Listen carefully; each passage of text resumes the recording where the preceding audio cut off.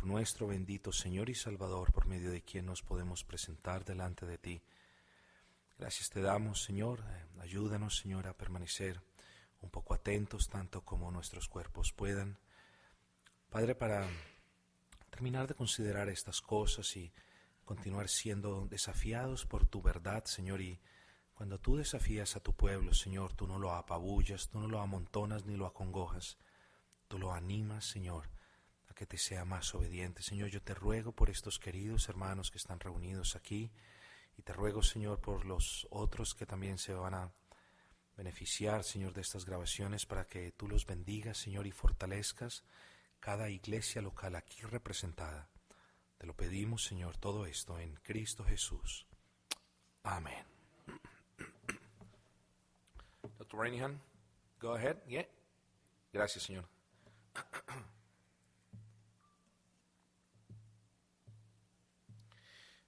Hermanos queridos,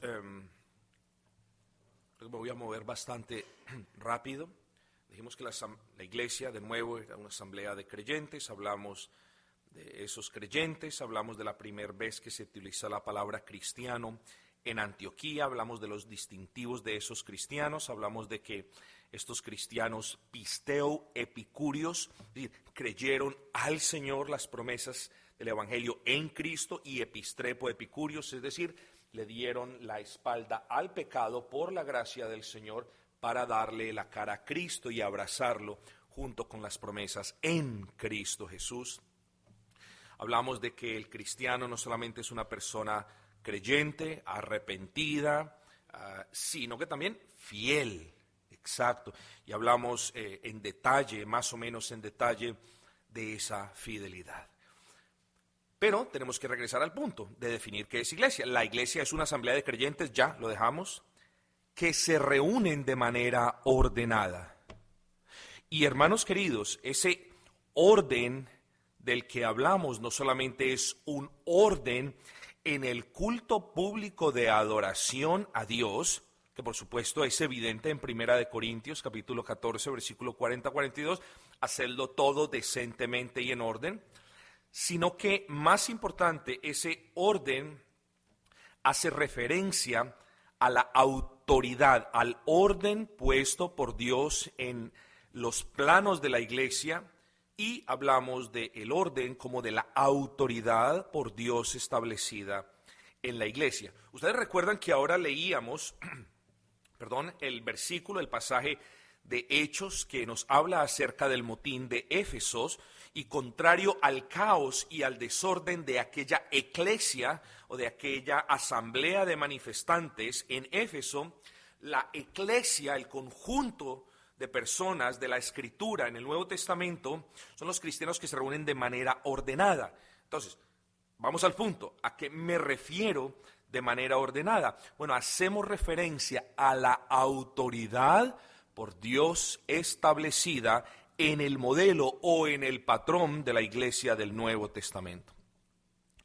Filipenses 1:1 dice: Pablo y Timoteo, siervos de Jesucristo, a todos los santos en Cristo Jesús que están en Filipos, y esta es la parte importante, con los obispos y diáconos. Este es un versículo que nos ayuda a ver de manera clara que el orden en la iglesia del Nuevo Testamento era evidente, mis amados. ¿Cuál es el orden? ¿Ven? En el motín de Éfeso, dice, había una multitud promiscua. O sea, no importaba qué creían, no importaban qué decían, no importaban qué hacían, estaban allí sin un orden establecido. Pero si en algo la eclesia del Nuevo Testamento se diferencia del conjunto de personas que ni siquiera sabían por qué se reunían, que estaban en total desorden, de nuevo, es por el orden, es por la autoridad que Dios ha establecido en su iglesia. Y esa autoridad, por el versículo que acabamos de ver, ese orden, es sencillo, hermanos. Hay una membresía a la que el apóstol llama santos en Cristo, hay un diaconado y hay un obispado. Sencillo. No hay pirámides jerárquicas, no hay estructuras gubernamentales, no hay nada. es sencillo el orden, es un orden: membresía, diaconado y obispado. Hermanos, quiero hablar algo, quiero hacer un breve paréntesis. Dicen que los bautistas hemos sido muy buenos en las misiones, pero muy malos o escribiendo teologías. Y eso puede ser cierto, es verdad. Las grandes teologías son escritas principalmente por queridos hermanos presbiterianos, las apreciamos mucho, aprendemos muchos de ellas, con discernimiento, siempre estudiándolas, y eso está bien. Yo no sé si ustedes conocen de alguien llamado J.L. Dugg, un gran teólogo bautista. Y sin entrar en muchos detalles, este teólogo J.L. Dugg dijo algo muy importante. Dijo: en el Nuevo Testamento, estoy parafraseando, en el Nuevo Testamento, las iglesias se reunían de manera ordenada y en algunos casos, por diferentes circunstancias, las iglesias se reunían en las casas. Claro, estaban siendo perseguidas, no tenían la infraestructura, estaban siendo expulsados de las sinagogas y todo el orden que nosotros conocemos. Pero, y aquí viene algo muy interesante, muy curioso para nuestra información y para nuestra cultura general también. Dice el teólogo J.L. Dugg, dice: pero a pesar de que las iglesias cristianas legal o bíblicamente establecidas se reunían en casas, miren esto, dice, continúa diciendo, no todas las personas cristianas que se reunían en las casas se podían considerar como iglesia. Espero que ustedes me estén entendiendo el punto porque es muy importante, ¿cierto? Vuelvo y repito lo que este teólogo decía. A pesar de que las iglesias cristianas bíblicamente estructuradas u organizadas en una membresía, en un diaconado y en un obispado, se reunían en casas por cuestiones históricas, por persecuciones políticas, por cualquier tipo de cuestiones, a pesar de que eso es una realidad, dice Dugg, lo que no podemos afirmar con ese carácter dogmático es que todas las personas que se reunían en las casas eran una iglesia conforme al patrón bíblico. Y lo que yo quiero enfatizar aquí, mis amados hermanos, es que la iglesia, las iglesias locales se caracterizan por este orden: membresía, diaconado y obispado. ¿Y por qué hago tanto énfasis en eso? Bueno, mis amados, resulta que estamos en el tiempo de las iglesias en casa. Estamos en el tiempo donde yo no me quiero congregar. Yo me reúno con mi familia en mi casa. Yo me reúno con mis amigos en mi casa. Y nos rehusamos a obedecer el patrón y el modelo escritural de Dios para con su iglesia. Increíble, increíble. Pero estamos viviendo esos tiempos. Y Dugg escribió esta teología, o se llama Church Order, el orden de la iglesia, lo escribió hace ya bastante tiempo. Y cómo dice algo muy cierto. Entonces, hermanos, volvamos al punto. La iglesia tiene un orden. No solamente en su adoración, sino en su conformación. Ese orden no debe ser visto como una pirámide, como una estructura, como una jerarquía. Ese es un simple orden establecido por un Dios que es un Dios de orden. Membresía, a los cuales el apóstol se refiere como santos en Cristo, diaconados y el obispado, que es la pluralidad de obispos, de ancianos, de pastores, como usted lo quiera llamar. Estoy seguro que el siguiente versículo puede ayudarnos a comprender la gran importancia del orden bajo el cual las iglesias locales debían reunirse. Y es de suma importancia que comprendamos qué era lo que no estaba bien, qué era lo que estaba fallando en esta iglesia local que vamos a considerar. Yo creo que ustedes todos saben ya a qué me voy a referir. Había algo en una iglesia local que no estaba bien. Y yo entiendo, ahorita estaba hablando con unos queridos hermanos, un caso de iglesias que no tienen pastor. Hombre, claro, se entiende esos casos. Pero el punto es que en esta iglesia local había algo que no está bien, y una iglesia en la que no haya pastor es una iglesia que está en la necesidad de corregir eso. Ahora, que no se vean tentadas las personas a nombrar a cualquier persona, porque ese es el fin de la congregación. Y eso yo lo entiendo y eso yo lo comprendo. Pero lo que sí no nos podemos olvidar es de que una iglesia sin pastor es una iglesia que necesita orden. Por esta causa te dejé en Creta, oh Tito, para que corrigieses lo deficiente. ¿Qué era lo deficiente? Que no habían establecido ancianos en cada ciudad. Ven el principio de la iglesia local. No habían establecido ancianos en cada ciudad y eso debían hacer.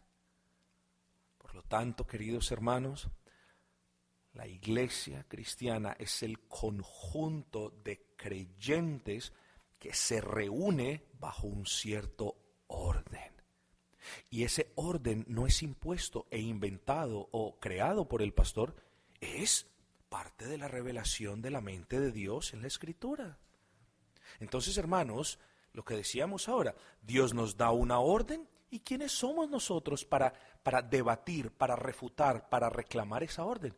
Hermanos queridos, frente a una orden de carácter divino, lo más natural es que nosotros, sus hijos, su familia, sus redimidos, simplemente le obedezcamos. Ahora, para obedecer al Señor tenemos que conocer la palabra del Señor, porque si nosotros obedecemos sin conocer, estamos hablando de una obediencia que no es escritural. La información de la mente de Dios revelada a nosotros está aquí en la Escritura. Esta Escritura debe ser fielmente expuesta, explicada, expandida y entonces, por la gracia del Señor, nuestras mentes, miren el proceso, nuestras mentes van a recibir esta información que viene de parte de Dios, nuestras mentes regeneradas, y nuestro corazón se va a gozar de que nuestras mentes la puedan comprender, y entonces nuestro aspecto volitivo, nuestra voluntad, se va a mover a obedecer. ¿Por qué? Porque por la gracia de Dios entendimos la palabra, nuestro corazón se gozó, y lo único que naturalmente podemos hacer es simplemente obedecerla. Así que nuestra obediencia es una obediencia consciente, es una obediencia escritural, no es una obediencia al hombre, no es una obediencia ciega, hermanos queridos. Nosotros como iglesia debemos corregir todos los días todas las partes en las que haya deficiencia en nuestras congregaciones. Y en este caso no habían ancianos establecidos. Es decir, el orden bajo el que debían reunirse como iglesia no estaba presente y debían solucionar este problema.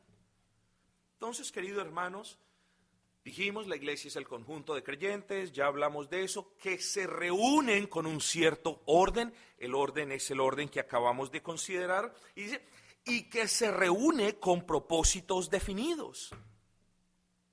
Vuelvo y cito, ustedes se recuerdan de ese motín de Éfeso. Unos pues gritaban una cosa y otros otra, porque la concurrencia estaba confusa, y los más, es decir, la mayoría, no sabían por qué se habían reunido. Hermanos, ¿ustedes me creen si yo les digo que hay autodenominadas iglesias cristianas que no tienen la plena convicción para qué se reúnen en el día del Señor? O hay otros que creen que se reúnen para ciertas cuestiones y esas cuestiones, ninguna de ellas aparece en la Escritura. Hermanos queridos, yo quiero dejar las cosas en claro, y esto por medio de la palabra. Cuando las 3,000 personas fueron añadidas a la iglesia de Jerusalén, la Escritura deja en claro que después de ser añadidas a esa iglesia local, estos cristianos se reunían con propósitos claros. Primer propósito, perseverar en la doctrina de los apóstoles, eso me dice. Se reunían porque debían orar, también eso me lo dice Hechos 2:42. Se reunían para tomar la cena del Señor, eso me lo dice. Se reunían para tener comunión, eso me lo dice. Pero por encima de esas cosas, mis amados, se reunían para adorar a Dios de manera pública. Y eso también me lo dice el versículo 46 de Hechos 2. Dice, y perseverando unánimes en el templo. ¿A qué venimos al templo? ¿A saltar? ¿A gritar? No.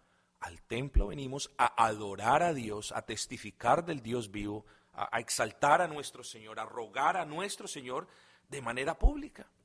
Así que, hermanos queridos, de los principales propósitos que nosotros tenemos cuando nos reunimos como iglesia es glorificar, exaltar, adorar al Dios vivo y proclamar el evangelio glorioso de nuestro Señor Jesucristo. En la iglesia, y esto sobra decírselos a ustedes, mis amados hermanos, pero en la iglesia no nos reunimos ni para pasarla bien, ni para quemar el tiempo, ni para conseguir empleo, ni para conseguir esposo o esposa, ni para ninguna de esas cosas. Gloria al Señor, si en el proceso de adorar a nuestro buen Dios, el Señor nos concede o les concede a quienes de ustedes no estén casados, una mujer piadosa, una mujer virtuosa o viceversa. Gloria al Señor si eso pasa. Pero nosotros nos reunimos con propósitos claros, contrario a la multitud en Éfeso que ni siquiera sabía por qué se estaba reuniendo. Nosotros sí sabemos. Nuestro Dios es grande y maravilloso y demanda que le adoremos con todas las fuerzas de nuestro ser y con todo nuestro corazón. Y el Señor también nos ordena que nosotros nos reunamos para tener comunión, para amarnos, para sujetarnos mutuamente, para edificarnos, para soportarnos. De eso vamos a hablar ahora, hermanos. Así que cuando nos reunimos como iglesia, somos conscientes de que nos reunimos con propósitos definidos. Hermanos, quiero que pasemos a solidificar este concepto de iglesia que hemos analizado, que ustedes ya bien lo saben, no lo voy a repetir. Quiero que pasemos a verlo de una manera más práctica y, si ustedes me lo permiten, de una manera un poquito más devocional. Quiero que utilicemos algunas metáforas. ¿Qué es una metáfora? Metáfora es el uso de un lenguaje figurado. Por ejemplo, yo le digo a Juan, Juan, estás bajo la lupa. Bueno, y no hay ninguna lupa por encima de Juan, y lo único que le quiero decir yo al señor Juan es que lo estoy mirando muy de seguido, lo estoy observando. ¿Cierto? O, por ejemplo, le digo yo a María, María, no digas eso porque se te viene el mundo encima. Es decir, estoy usando un lenguaje figurado para decir, ten cuidado con lo que dices porque, bueno, vas a tener a muchas personas detrás de ti. Entonces vamos a utilizar metáforas que son, vamos a usar un lenguaje figurado que nos va a ayudar a determinar quiénes somos como iglesia. Entonces, hermanos, primero, quiero que utilicemos la figura del cuerpo. La iglesia local es un cuerpo. Y eso nosotros lo sabemos. Romanos 12:4, porque de la manera que en un cuerpo tenemos muchos miembros, pero no todos los miembros tienen la misma función, versículo 5, así nosotros, siendo muchos, somos un cuerpo en Cristo y todos miembros los unos de los otros. Hermanos, cuando pensamos en la iglesia como un cuerpo, podemos decir que los miembros de ese cuerpo, escúchenme en esto, vamos a repetir algunos conceptos. Los miembros son aquellos que están unidos a Cristo, ¿cierto? Aquí tienes el cuerpo y el cuerpo está unido ¿a qué? A la cabeza.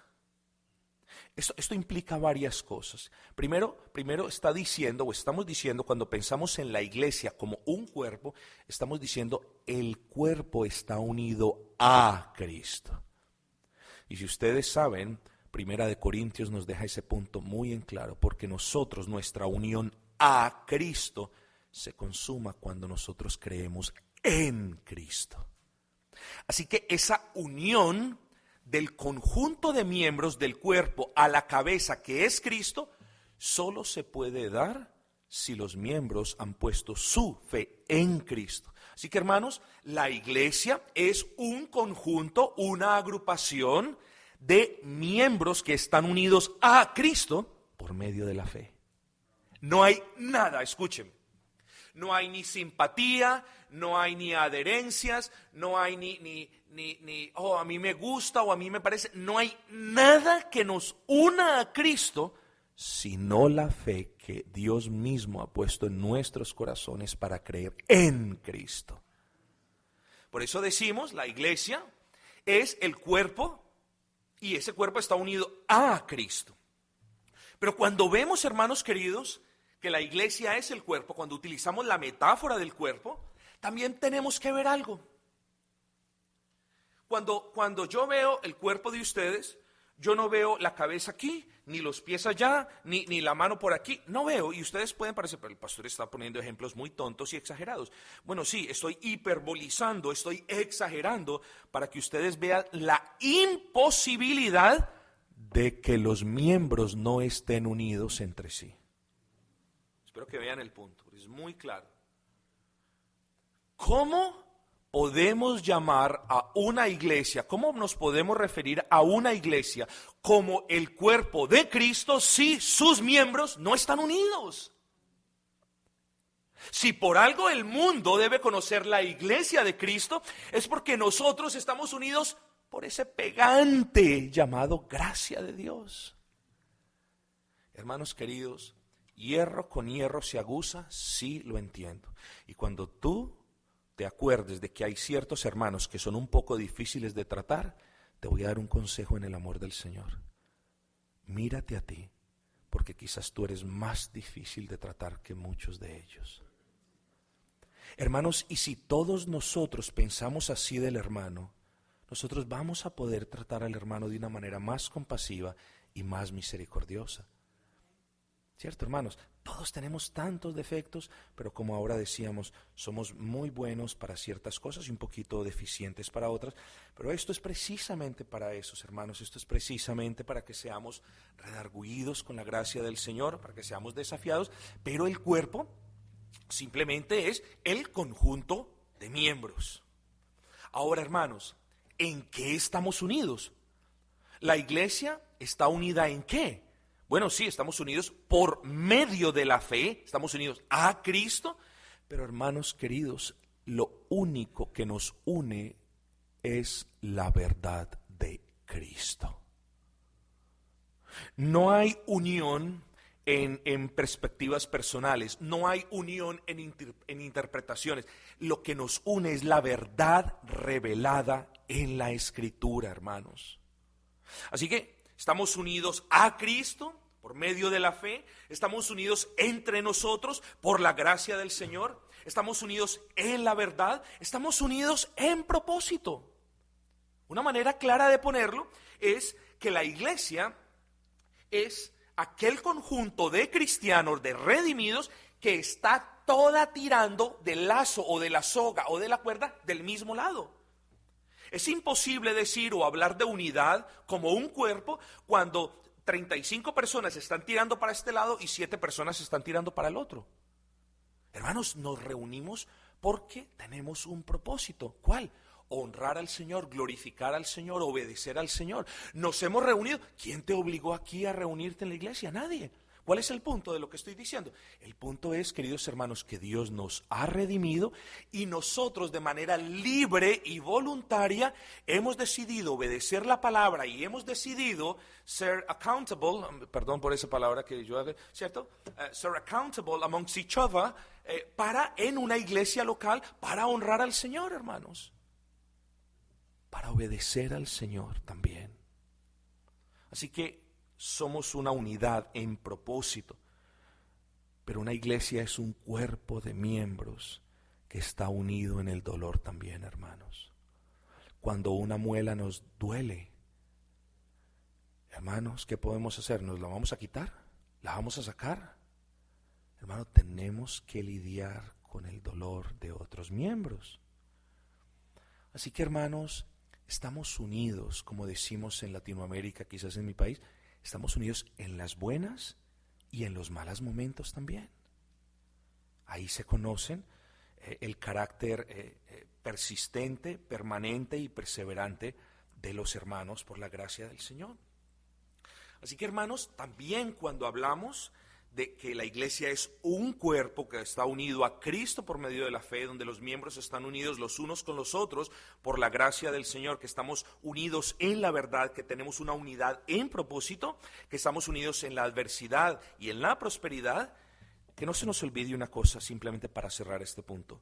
Como iglesia somos el cuerpo, el conjunto de miembros que está sujeto a la cabeza. Se lo pongo de una manera clara y un poco gráfica. Si yo camino desde aquí hasta el fondo de esta habitación, usted va a decir, uy, el pastor camina rápido o camina despacio, ¿cierto? Los pies del pastor, esto, lo otro. ¿A qué se debe que yo camine? Se debe a la orden que he recibido de mi cabeza. Hermanos queridos, nosotros somos el cuerpo que obedece a la cabeza que es nuestro Señor. Es una inconsistencia hablar de una desobediencia sistemática en una iglesia, es decir, es una inconsistencia decir que como iglesia somos el cuerpo de Cristo, pero desobedecemos a la cabeza que es Cristo. Si por algo se conoce la verdadera iglesia de Cristo, es por su sujeción a la autoridad de la cabeza, a los mandamientos de la cabeza, que es Cristo, que han sido reveladas en este hermoso libro que nosotros tenemos como la norma máxima de fe y conducta. Pero consideremos una segunda cuestión, una segunda metáfora. Hermanos queridos, la iglesia es no solamente un cuerpo, sino que la iglesia es una familia. Dice, así que ya no sois extranjeros ni advenedizos, sino conciudadanos de los santos y miembros de la familia de Dios. Hermanos, la iglesia es la familia compuesta por los hijos de Dios y gobernada por el padre de familia, y como en toda familia existen privilegios de sus integrantes tanto como obligaciones de ellos. Entre los privilegios más grandes que como miembros de esa familia celestial nosotros tenemos, es que tenemos un Padre bueno y perfecto. Que tenemos un Padre que siempre, hermanos queridos, siempre escucha, siempre oye las súplicas de nosotros, sus hijos, cada vez que estamos en angustia, siempre. Qué gran privilegio poder decir, Señor, tengo esta situación, tengo esta necesidad, mira mi corazón angustiado, y qué gran privilegio saber que nuestro Padre siempre atiende nuestras oraciones. Hermanos queridos, qué gran consuelo saber que hay veces somos torpes y necios para andar, y hay veces trastabillamos, y hay veces nos caemos por necios, excúsenme, por negligentes y desobedientes. Y qué consuelo saber que si pertenecemos a la familia del Señor, allí está la mano del Dios omnipotente estirada para levantarnos, porque no dejará caído Dios al justo. Más privilegios que tenemos en la familia de Dios. Hermanos, ¿quieres escuchar más privilegios? Bueno, te voy a dar más privilegios para que le agradezcas más y más y más. Tenemos o somos parte de una familia y tenemos a un Dios que es padre de familia. Escúchame esto, que siempre provee a sus hijos de lo que necesitan. No de lo que quieren, sino de lo que necesitan. Y qué hermoso saber, queridos hermanos, que cuando somos honestos y cuando hacemos un estudio concienzudo de la provisión del Señor para con nosotros, qué hermoso saber que Dios nos provee más de lo que nosotros merecemos. Pastor, usted no conoce. En mi casa solamente hay 2 libras de arroz, hay 2 libras de frijoles, hay una caja grande de Cheerios, hay un botellón de 5 litros de leche y no tengo nada más. Hermano querido, eso es más de lo que te mereces y quizás mucho más de lo que necesitas. Pero somos muy tendidos a ver lo que nos hace falta y no lo que Dios nos ha dado. Y como miembros de la familia del Señor tenemos un Padre que nos provee. ¿Qué dice la Escritura, hermanos queridos? No he visto justo desamparado, ni su descendencia que mendigue pan. Hermanos, en nuestras casas hay más que pan. Démosle gracias al Señor por la abundancia que Él nos ha dado, mis amados. seamos conscientes de los privilegios que tenemos como la familia del Dios vivo. Hermanos, cuánto quisiéramos nosotros defender siempre a nuestros hijos, proteger siempre a nuestros hijos. Muchas veces no podemos estar allí por ellos. Pero he aquí, la iglesia, los miembros de la familia de Dios, tienen un Padre que siempre los protege del enemigo. Qué maravilloso eso, hermanos. Somos deudores eternos de nuestro bendito Señor. ¿Qué pide el Señor? Hermanos, seámosle fieles. Vengamos a la Escritura con temor, temblor y reverencia. No solamente para conocer qué dice Dios de sí mismo y de nosotros en la Escritura, sino vengamos habiendo previamente orado para obedecerla, mis hermanos. Hermanos, pero no es ni sabio ni justo hablar de privilegios que tenemos de parte del Padre y no hablar de los deberes que tenemos para con el Padre. Tenemos el deber de amarle, y no voy a repetir porque ya lo dijimos y el tiempo es corto. Tenemos el deber de amarle. ¿Cómo le amamos? Hermanos, claro que en el amor, y ahora lo vamos a ver, hay una parte subjetiva, hay una parte emocional, claro que lo hay. Pero la manera de amarle la define Cristo mismo en Juan capítulo 14, versículos 21 al 24. El que tiene mis mandamientos y los guarda, ese es el que me ama. Hermanos, la manera de amarle es obedeciéndole. Entonces, somos un cuerpo y somos también una familia. Pero queridos hermanos, también la iglesia es una esposa. La iglesia es la esposa de Cristo. Maridos, amad a vuestras mujeres, así como Cristo amó a la iglesia y se entregó a sí mismo por ella. La iglesia es aquella esposa que ama a su Señor por medio de la obediencia. La iglesia es aquella esposa fiel a su Señor. Y tú te haces una pregunta: ¿cómo manifestará esa fidelidad para con el Señor? Hermanos, la iglesia no está coqueteando con las cosas del mundo. La iglesia no está mirando del mundo qué es lo que trae para poner aquí. La iglesia está más ocupada en adorar a Dios y en testificar al mundo que en mirar al mundo para contaminar la misma iglesia. Hermanos, somos una esposa fiel a nuestro Señor y debemos manifestar esa fidelidad. La iglesia es aquella esposa fiel, prudente, que honra a su Señor. ¿Cierto?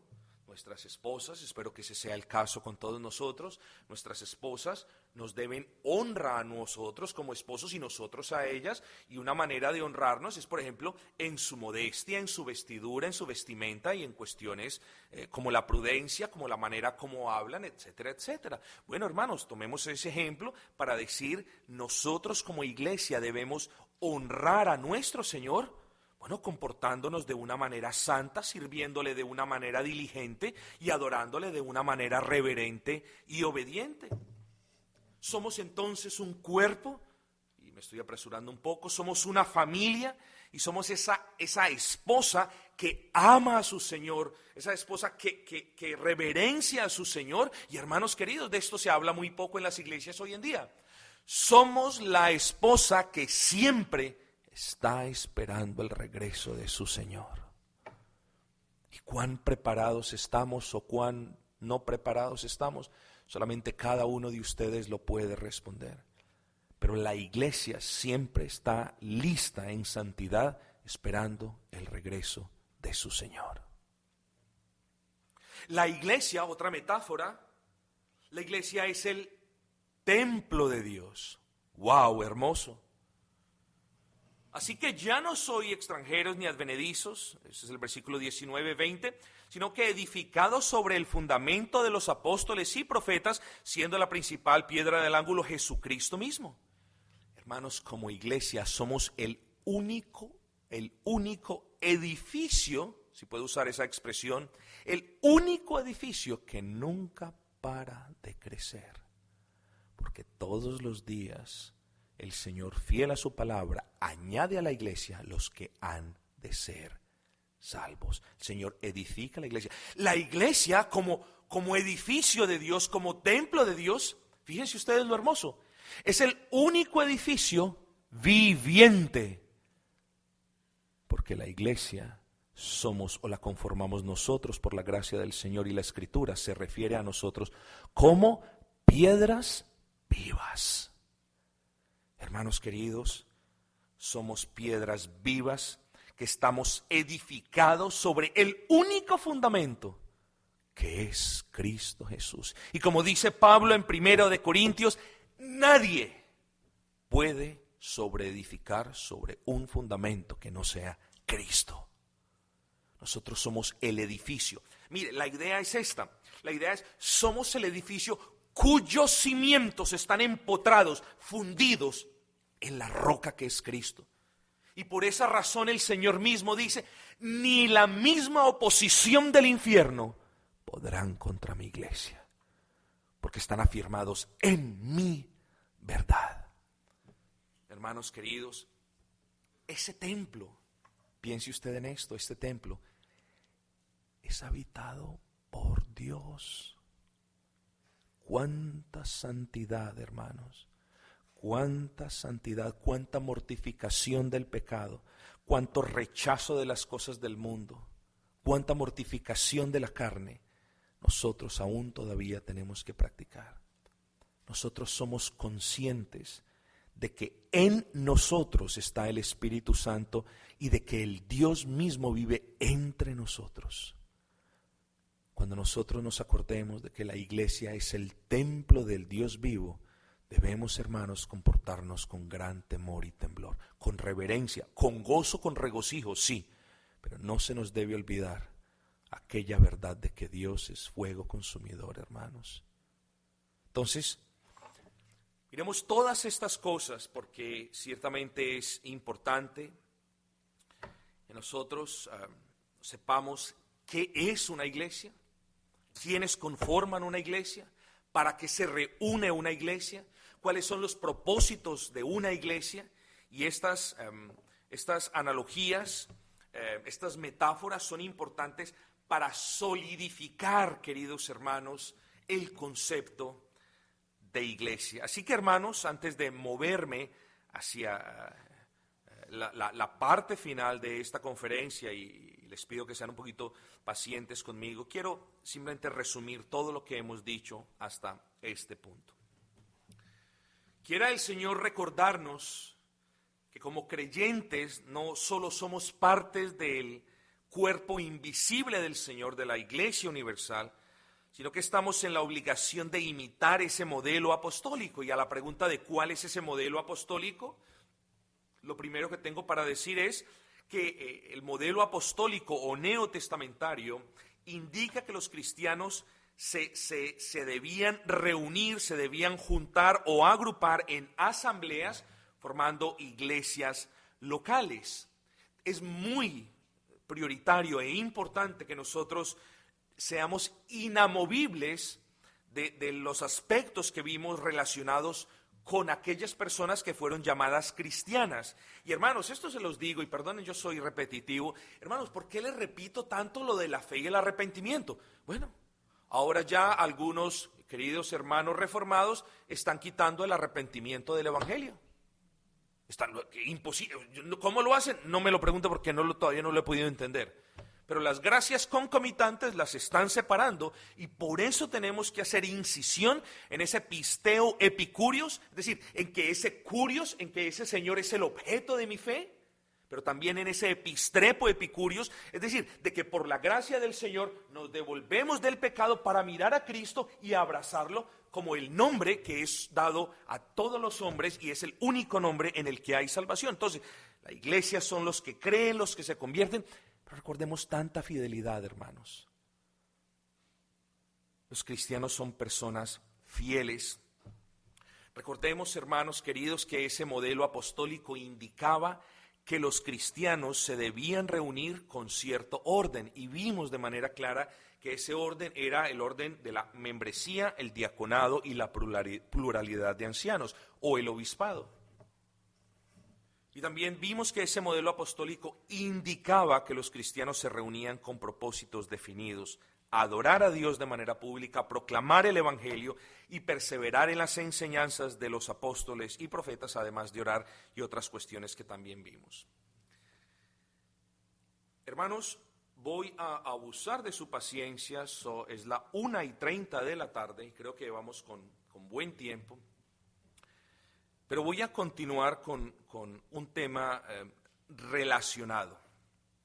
Hemos visto los aspectos básicos, primarios de la iglesia del Señor, tanto como el tiempo nos lo permitió. Pero ahorita quiero hablar, hermano, de más responsabilidades en las órdenes apostólicas. Pero quiero hacer énfasis, queridos hermanos, en los deberes que tenemos los unos para con los otros en la membresía. ¿Cierto? Y esto es muy importante, hermano. Cada miembro es responsable de obedecer estas órdenes en particular. Órdenes que, dicho sea de paso, son fundamentales tanto para el testimonio de la iglesia a su exterior como para la convivencia de los miembros de la iglesia en su interior. Hermano querido, aquí la orden no es para uno o el otro, aquí la orden es para todos y cada uno de nosotros. Así que, hermano, haga de cuenta esto. Mira, esto es algo que usualmente un predicador no dice, pero quiero desafiarte de esta manera. Haz de cuenta que yo preparé, supón que yo preparé el resto de esta ponencia para ti. Haz de cuenta que yo la preparé para ti. Haz de cuenta que te tenía en mente, supón eso. Y esto, hermano, es para que evitemos el peligro de creer que la orden es para los demás hermanos, sino para nosotros.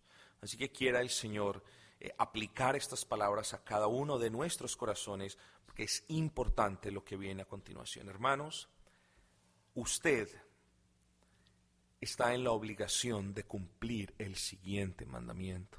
Ese mandamiento dice: ame a su hermano. La orden es amarse los unos a los otros. ¿Y cómo será de importante este mandamiento? Que el Señor nos lo deja en claro. Dice: un mandamiento nuevo os doy, que os améis unos a otros como yo os he amado. Pero no solamente el Señor nos deja esta orden a manera de mandamiento, Juan 13:34, sino que el apóstol Juan nos recuerda ese mandamiento. Porque este es el mensaje que habéis oído desde el principio, dice, que os améis unos a otros. Entonces tenemos a nuestro Señor Jesucristo dándonos ese mandamiento, tenemos al apóstol Juan recordándonos ese mandamiento, pero también tenemos al apóstol Pablo, Primera de Tesalonicenses 4:9, pero acerca del amor fraternal no tenéis necesidad que os escriba, porque vosotros mismos habéis aprendido de Dios que os améis los unos a los otros. Hermanos, fíjense en esto. Si algo no fuese tan esencial, tan fundamental para nosotros como iglesia, yo creo, especulando de manera temerosa, que el Espíritu Santo no se habría tomado, digámoslo así, el trabajo de dejarlo de manera tan clara en varias oportunidades, como si Él mismo no conociera cuán olvidadizos pueden ser nuestros corazones. Pero, hermanos queridos, no solamente el Señor Jesucristo nos ordena amarnos los unos a los otros, no solamente el apóstol Juan nos recuerda ese mandamiento, no solamente el apóstol Pablo nos recuerda ese mandamiento, sino que el apóstol Pedro también nos lo recuerda.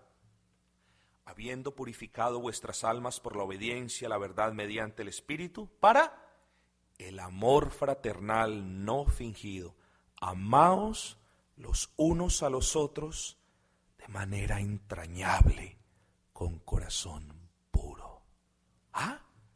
El Señor Jesucristo nos ordena, el apóstol Juan nos ordena, el apóstol Pablo nos ordena y el apóstol Pedro, como cereza en el ponqué, nos lo recuerda de una manera maravillosa. Amaos los unos a los otros de manera entrañable y de corazón puro. Hermanos, podríamos decir sin lugar a cuestionamiento alguno que uno de los más grandes desafíos que existen en nuestras iglesias locales es la de que sus miembros manifiesten su amor de manera correcta los unos para con los otros. Cuando hablo de manifestar correctamente el amor entre unos y otros, hago referencia a manifestar ese amor a los hermanos, escúchenme bien, conforme no a nuestra cultura, sino a la Escritura. Hermanos, esto lo digo con sumo cuidado porque recuerden, yo vengo también de un país de Inglaterra donde es multicultural. Allá hay hindúes, bangladeshis, australianos, bueno, es una cosmopolitan de todas partes del mundo. Entonces, hermanos, soy sensible con eso, tenemos nuestras costumbres, nadie le está diciendo abandone sus costumbres. Lo que yo le estoy diciendo en el amor del Señor es que por encima de sus costumbres está la palabra del Señor. Así que si hemos de amar a nuestros hermanos de una manera bíblica y escritural, no los podemos amar como los aman en México o en El Salvador o en Colombia o en Panamá, sino como Dios nos ha ordenado amarlos en la Escritura. Es la manera en la cual nosotros debemos ver esto. Y la Escritura es diferente a las normas de etiqueta del mundo que varían entre país y país.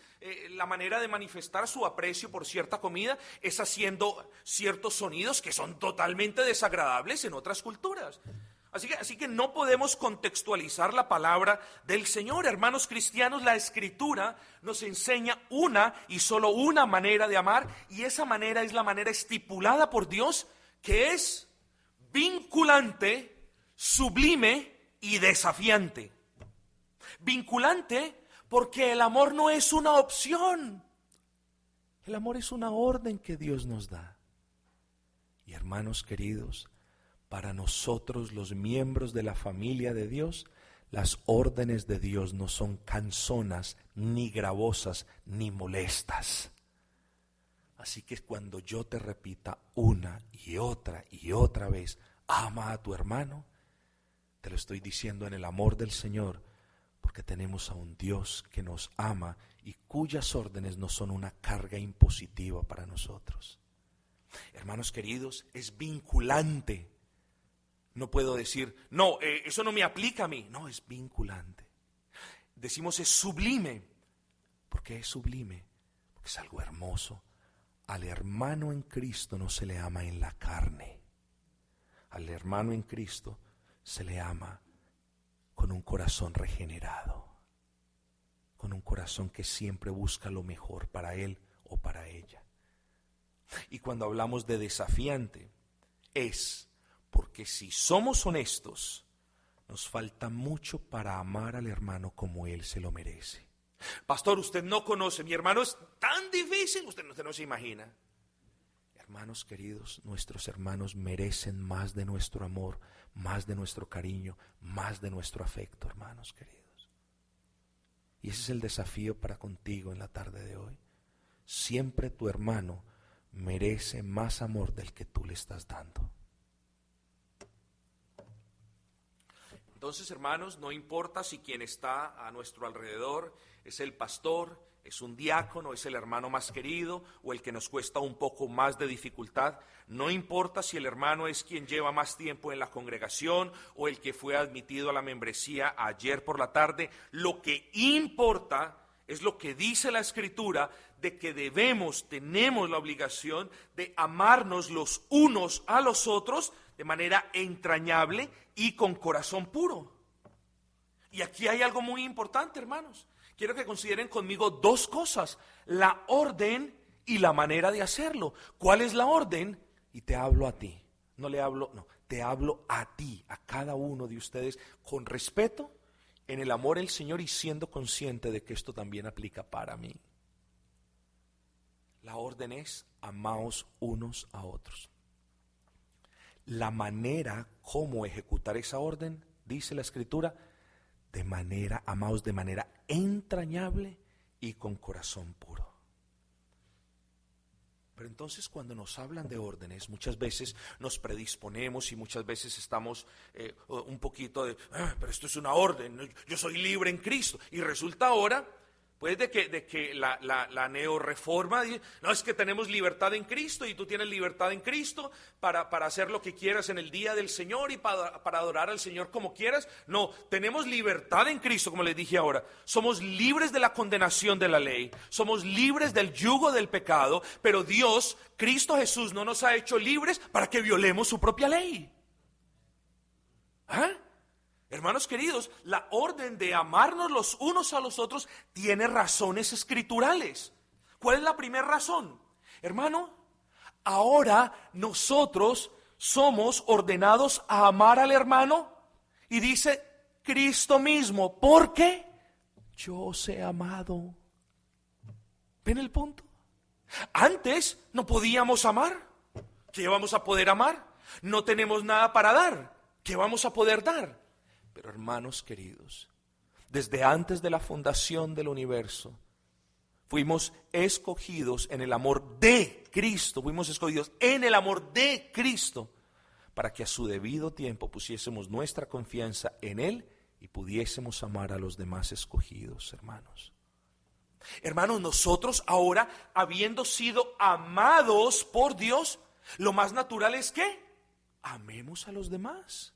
Fíjense que aunque es una orden, es algo que nosotros ahora podemos hacer.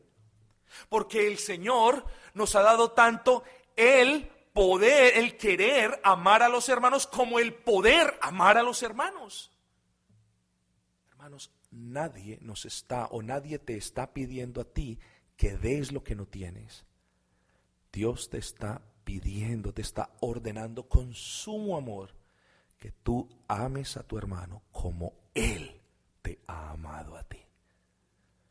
Así que es imposible, por eso Juan lo repite una y otra vez en sus epístolas juaninas, lo dice, es imposible que nosotros digamos amamos a Dios y aborrecemos al hermano.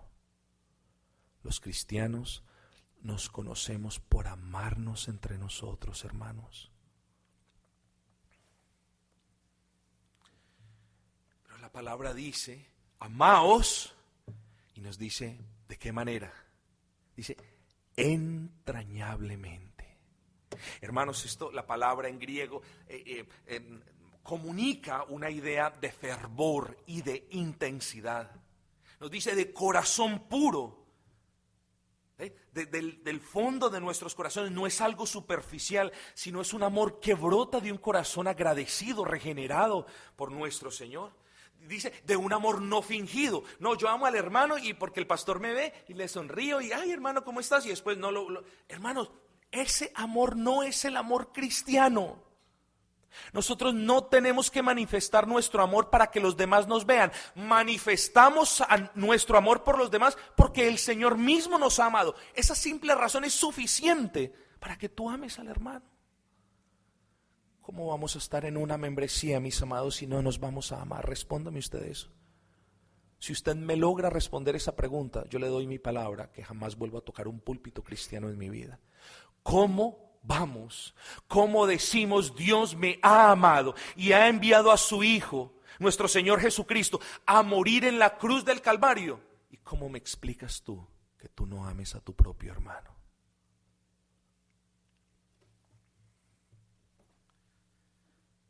Así que como cristianos nosotros amamos a Dios porque Él nos amó primero, eso lo sabemos todos.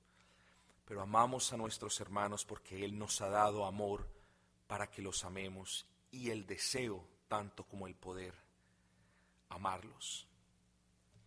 Pero hermanos, como seres humanos, como personas redimidas que aún batallamos contra el remanente de pecado que mora en nuestros corazones, existe el peligro de caer en el siguiente error. ¿Cuál es ese error? Bueno, el error radica en creer que el amor que Dios demanda para con Él, el error garrafal radica en creer que el amor que Dios demanda para con sus hijos, para con nuestros hermanos, se compone de sentimientos en nuestro interior o de un sentir que tengo en el corazón o de una subjetividad que no puedo describir. Eso es un error garrafal. Tengamos mucho cuidado, queridos hermanos, porque nada podría estar más distante y alejado de la realidad de lo que significa verdadero amor que estas cosas. Y repito, si bien es imposible negar que el amor se compone de algunos elementos subjetivos como las emociones y los deseos, repito, jamás, y hago énfasis, jamás el amor podría ser definido exclusivamente en términos emocionales y subjetivos. Y la prueba de que el amor debe ser demostrado en términos prácticos es 1 Corintios capítulo 13. El amor es sufrido. Quien ama es una persona que soporta o tiene la gracia, la capacidad en el Señor para soportar la ofensa hecha o las ofensas hechas por otras personas. ¿Saben por qué? Porque el verdadero amor cubre multitud de pecados, hermanos. Nosotros como cristianos no estamos sojuzgando de manera constante al hermano, ni llevándoles cuentas de sus faltas, simplemente porque los amamos. Y cuando te veas tentado a hacer una lista de las ofensas de tu hermano en tu contra, no se te olvide ir a la cruz del Calvario para mirar la gran lista de tus ofensas en contra del Dios vivo y de cómo Dios en supremo amor envió a su Hijo Jesucristo para morir por nuestros pecados. Entonces, hermanos, seamos cuidadosos de no estar aplicando la ley del embudo, como decimos en Colombia. La ley del embudo es la parte grande para mí y la parte pequeña para los demás. No, hermanos queridos, el amor es sufrido. Nuestro amor para con los hermanos, para con los demás miembros de la iglesia, es un amor sufrido, es un amor que sufre. Es un amor que sufre ofensa y que no está reclamando en cada momento. Pero dice, es benigno. Nosotros debemos ser benignos con todas las personas, en especial con los miembros de la familia de la fe. En términos prácticos, nosotros, hermanos queridos, cuando decimos amar a los hermanos, siempre estamos buscando el beneficio de los hermanos. Siempre estamos buscando lo bueno, no para nosotros, sino para los hermanos. Hermanos, eso es maravilloso. Dice, el amor no tiene envidia. Hermanos, cuando amamos a los hermanos, no estamos contentos con lo que Dios nos ha dado y estamos agradecidos con lo que Dios le ha dado a los hermanos. Nosotros decimos que amamos a los hermanos porque nos gozamos con las abundancias que Dios les ha dado a los hermanos y no estamos envidiándoles. Dice, el amor no es jactancioso, no se envanece. Oye, hermanos, que el Señor nos concediera la gracia a todos de ser de esta manera. Quien ama es humilde y tiene la gracia de ver a los demás como superiores a sí mismos. No. Yo soy el pastor, yo soy el superior. O yo soy el hermano que más sé, soy el superior. O yo soy soy el superior. No, dice la Escritura. Sujetaos los unos a los otros. Ved a los demás, dice Filipenses, como superiores a vosotros mismos. El amor no se jacta. El amor no se envanece. El amor se humilla delante del hermano. ¿Vieron el punto? Qué grave error es creer que amar al hermano simplemente es sentir algo por el hermano. Sí, está en Cristo. No, hermanos, el amor es práctico. Dice, el amor no hace nada indebido. Hermanos, quien ama busca hacer justicia. Es decir, siempre busca hacer lo que es correcto con la otra persona. En los trabajos, los demás se encaraman encima de nosotros, se montan encima de nosotros para progresar. En la membresía no. Nosotros en la membresía no hacemos nada indebido. Siempre hacemos lo que es justo para con cada una de las personas. El amor, dice, no busca lo suyo. Eso ya lo vimos. No se irrita. Hermanos, no seamos irritables. Soportemos las ofensas de nuestros hermanos, siempre y cuando sean cuestiones que se puedan pasar. Conozco casos de, me voy de la iglesia. ¿Por qué te vas de la iglesia? ¿Por qué te retiras de la membresía? Porque es que los hermanos no me saludan. Me voy de la iglesia porque aquí hay falta de amor, dicen. ¿Qué? Hermano querido, por favor, quédate para que nos enseñes entonces a amar. ¿Cierto? Lo más fácil es, yo me voy. No, quédate. Quédate y nos enseñas a amar. Quédate y nos enseñas a saludar. Quédate y cumple con la palabra. Hombre, busca el bien de los demás. Edifica a los demás. Quédate. Hermanos queridos, pero entonces nos estamos irritando por cualquier cosa que nos hagan. Eso es inmadurez. Hermanos, solamente si el Dr. Renihan me permite, por antropomorfizar un poco el carácter de Dios, y lo dijo con mucho cuidado, ¿cierto? ¿Usted se imagina al Señor irritado con cada una de nuestras niñerías e inmadureces que hacemos? Increíble, increíble. Dios no se irrita. Hermanos queridos, imitemos a Dios. ¿Acaso no dice el Señor en su palabra, sed imitadores de mí como yo soy de Cristo? ¿Acaso Pablo no lo dice en otra oportunidad, sed imitadores de Dios? Dios siempre está dispuesto a perdonar. Que también nosotros siempre estemos dispuestos a perdonar, hermanos queridos. Entonces, hermanos, el amor que nosotros nos debemos tener en la membresía, ya voy a terminar para que descansemos un poco, es un amor práctico, no es un amor etéreo, no es un amor subjetivo, no es un amor indescriptible, no, es un amor sencillo, práctico, puro, entrañable. Y en resumidas cuentas, la orden que Dios te da de amar a tu hermano, la orden que Dios te da de amar a tu hermana, es porque tú la puedes cumplir. Y si tú la puedes cumplir, es porque Dios te ha dado el poder, la gracia para cumplirla. Si tú debes amar a tu hermano, es porque es lo único que puedes hacer, hermano. Nosotros decimos somos los discípulos de Cristo, ¿cierto? ¿Qué hacen los discípulos? Imitar a su maestro. ¿Qué hace su maestro? Nos ama. Por lo tanto, ¿qué hacen sus discípulos?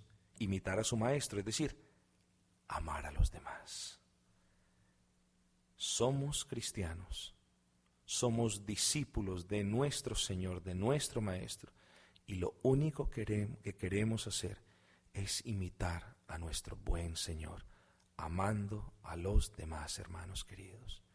Quiere el Señor concedernos la gracia para poder amar a los hermanos de una manera entrañable, de una manera pura, de una manera obediente, de una manera sacrificada, de una manera justa, de una manera misericordiosa, hermanos. Y cuando no se te olvide, cuando encuentres a un hermano que sea un poco difícil de amar, recuérdate y mírate a ti mismo, querido hermano o querida hermana. Entonces, hermanos, quiere el Señor bendecirnos, recordarnos que es nuestro deber amar. Y ahorita en la última ponencia vamos a considerar unos aspectos finales de estas órdenes apostólicas, y quizás tenemos tiempo para considerar otros aspectos. Muchas gracias, hermanos.